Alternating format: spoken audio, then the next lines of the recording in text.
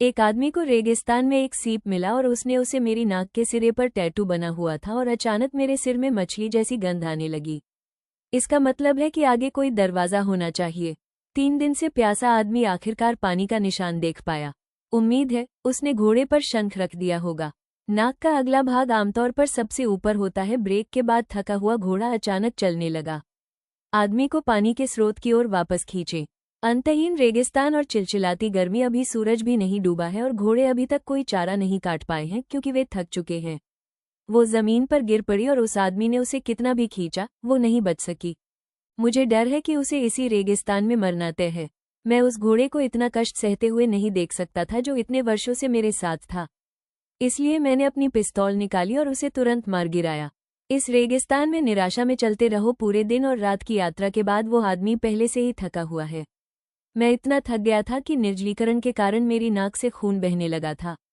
जब उसने पूरी तरह से उम्मीद छोड़ दी थी, उसने कुछ ही दूरी पर एक चमकती हुई वस्तु देखी। जल्दी करो और आगे भागो। वहां जाने के बाद मुझे पता चला कि कोई यहां टैक्सी लेकर आ रहा था। तंबू में मौजूद व्यक्ति को इसके बारे में सोचने का समय नहीं मिला और वो तुरंत जांच करने चला गया। जब मैं अंदर गया तो मैंने देखा कि पानी की थैली, ये वास्तव में उसे उत्साहित करता है। जैसे ही मैंने उसे नीचे उतारा, मैंने देखा कि एक आदमी मेरे सामने खड़ा है। ये देखकर वो इतना डर गया कि तुरंत खड़ा हो गया और समझाने लगा, शिके, उस महिला ने मास्क पहना हुआ है और ऐसा लगता है कि वो कुछ भी सुन नहीं पा रही है। जो व्यक्ति समझता है वो केवल प्रतीक्षा कर सकता है और देख सकता है कि क्या होता है। छोटे से हाथ ने उसकी चोटी को छुआ।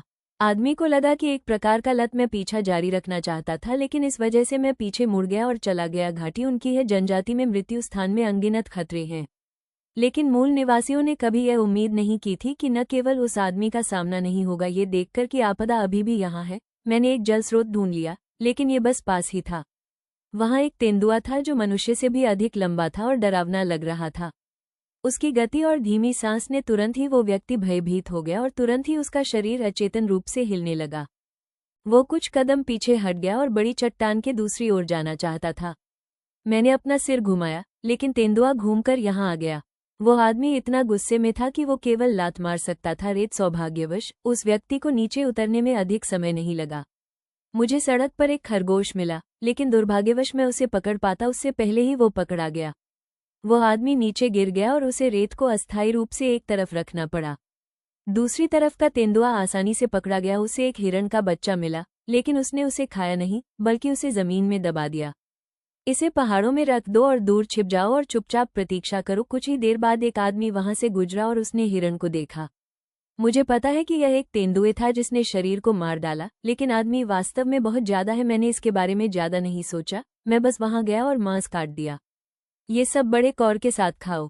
जब तेंदुए ने उसे देखा तो वो पहाड़ से नीचे उतर आया और मांस खाने लगा। इस बार आदमी भागने की जल्दी में नहीं था, बल्कि उसने कोशिश करने का फैसला किया। उसने जानबूझकर तेंदुए का खाना छीन लिया जब वो खाना खा रहा था। तेंदुए ने उस आदमी को बिल्कुल भी नहीं रोका। उसे एहसास हुआ कि तेंदुआ हमेशा से उसकी मदद करता रहा था। पुरुष कभी भी मांस खाने की चिंता किए बिना इसकी कल्पना भी नहीं कर सकते। किसी जानवर के साथ खाना खाने के बाद तेंदुए ने उत्साह से उस आदमी का हाथ भी चाटा। दोस्ती भी आगे बढ़ी और उस आदमी ने अस्थायी रूप से वो यहीं रहते थे और उन्होंने तेंदुए का नाम हुआंग रखा था। माओ और तेंदुआ इस तरह बेशर्म और पूरी तरह कृतघ्न रहते थे। लेकिन ये अच्छे दिन ज्यादा दिन नहीं टिके। एक सुबह यहाँ एक और तेंदुआ आया जिसे हमें दिखाई दिया समान पीला। माओ तुरंत उत्साहित हो गए और वे खेलने लगे। साथ में मैं पुरुषों के अस्तित्व को भी भूल गई। जागने के बाद वो हुआंग माओ को नहीं ढूंढ सका और बहुत चिंतित हो गया।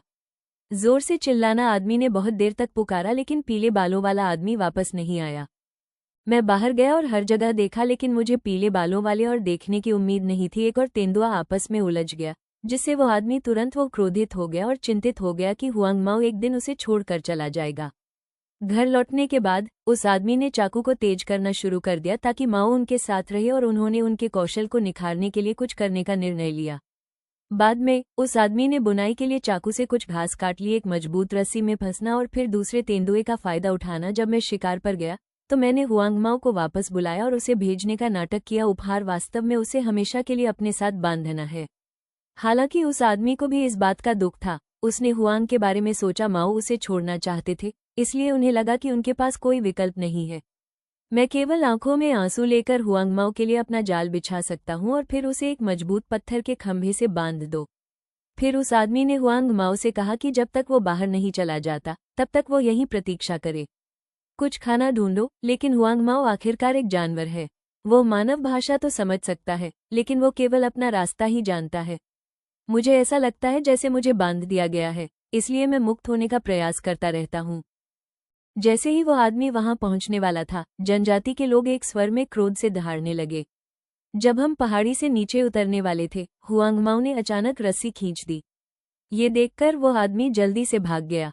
वो जानता था कि पीले बालों वाली यह सच्चा प्यार है, लेकिन दुर्भाग्य से वो इससे पहले ज्यादा दूर नहीं जा पाया। माओ नीचे गिर गया और हुआंगमाओ ने बिना किसी दया के उसे काट लिया। एक आदमी ने पीला झंडा पाने के लिए बहुत मेहनत की। माओ ने उसे पकड़ रखा था, लेकिन वो कुछ कदम भी नहीं भागा था कि वो जमीन पर गिर पड़ा। माओ भी फिर से उसकी ओर आया। चीखने के बाद पीले बालों वाला आदमी उस आदमी पर लेट गया। आदमी की सांस रुक गई और अंततः वो जाग गया। उसे एहसास हुआ कि यह उसका स्वार्थ ही था जिसने पीले बालों वाले आदमी को मार डाला। लोग फूट फूट कर रोए और पछताए। उसने पीले बालों वाली उस लड़की की तरफ देखा। बहुत देर तक शव वापस नहीं आ सका। दिल टूटने के बाद आदमी ने गले लगा लिया। उसने शव लेकर जाने का निर्णय लिया। एक उदास भूमि, लेकिन यह विशाल रेगिस्तान चाहता है। बाहर जाना इतना आसान नहीं है। थोड़ी दूर चलने के बाद ही वह आदमी थक गया था। जमीन पर घुटने टेककर एक व्यक्ति ने एक दूसरे को गले लगा लिया।